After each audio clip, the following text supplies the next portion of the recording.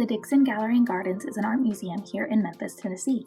We have artwork that travels from all over the world to be shown in our gallery spaces, and the artwork is always changing, so there's always something new to see.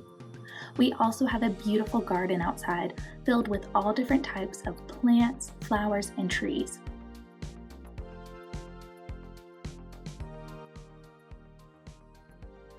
Hi everyone, I'm Kristen. And I'm Danielle. We work for the Dixon Gallery and Gardens, and our job is to teach people about the museum and the gardens outside. Today we're going to create an art project with you inspired by the Dixon. Let's get started. Although the Dixon has artwork from all over the world that travels to be in our galleries, we also have a permanent collection. A permanent collection at an art museum is the artwork that the museum keeps. At the Dixon, we have over 2,000 objects in that permanent collection. Let's look at just one today. This print, titled The Shower, was made by an artist named Felix in 1894. One thing I find interesting about this piece is his use of black and white and high contrast to create the image. It reminds me of something in art called positive space and negative space. Let's learn what that means together and see if we can find it in a work of art. Positive space refers to the subject or the area of interest in an artwork. Let's look at this image of a chair. Where is the positive space? If you guessed the chair, you got it. Negative space is known as the background or the area that surrounds the subject. So where would that be? You probably guessed the background, but there are multiple shapes to notice in this background or this negative space. We see one here in the opening of the back of the chair, and here's another in the gap between the armrest. And even this tiny opening here, that's negative space. Let's see if we can take what we learned and apply it to our print. When we look at this image, where do we see positive space? Take a moment, and at the countdown, I'll show you. 3, 2, 1. So our positive space is all of the things in the picture, right? The people, the umbrellas, the horses, and the carriages. What about our negative space? Where can we find that? Let's see in 3, 2, 1. So the negative space is all of the area surrounding our positive space. Talking about positive and negative space gives me an idea for an art project. Let's work on it together.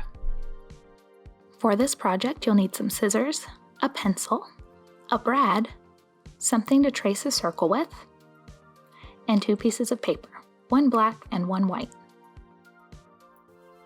First, we're going to take our tracer and trace on our sheet of paper.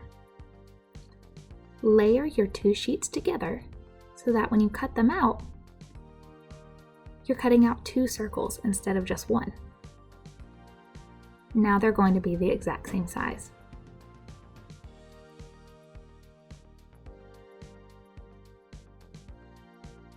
First, I'll take my black circle and I'm going to fold it in half. And then I'll fold it in half a second time.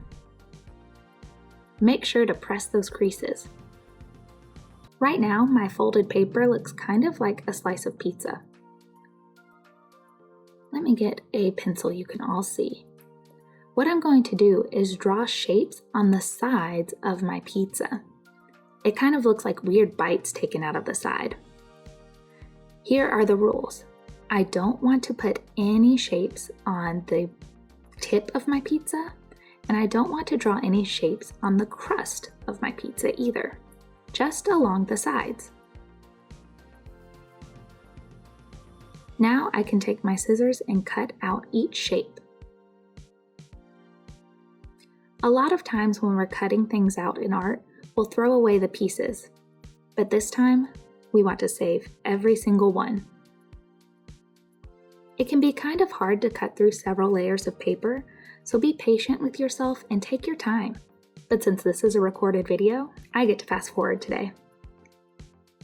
Once all your shapes are cut, you can open the circle up and see the design inside. Pretty cool, huh?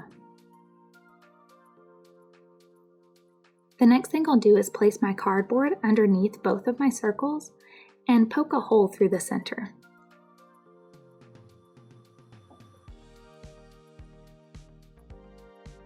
By poking a hole through the center of both of my circles, I'm helping myself out later when I attach them with the brad. But before we do that, let's do some gluing first. I'm going to open my glue stick and then one by one find the pieces I've cut out.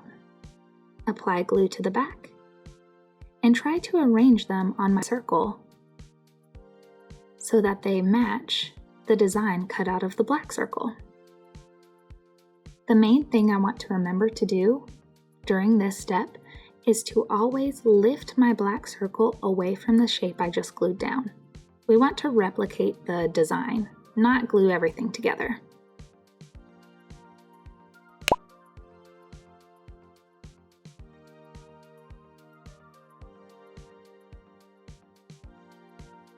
Once you've glued down the final piece and check that everything is secure, you're ready to attach the two circles together. Grab your brad, stick it through the hole we created earlier, and then flip it over to make that little metal piece do the splits. This is going to hold everything in place so that you can spin your circles, creating new shapes and patterns, changing your positive and your negative space.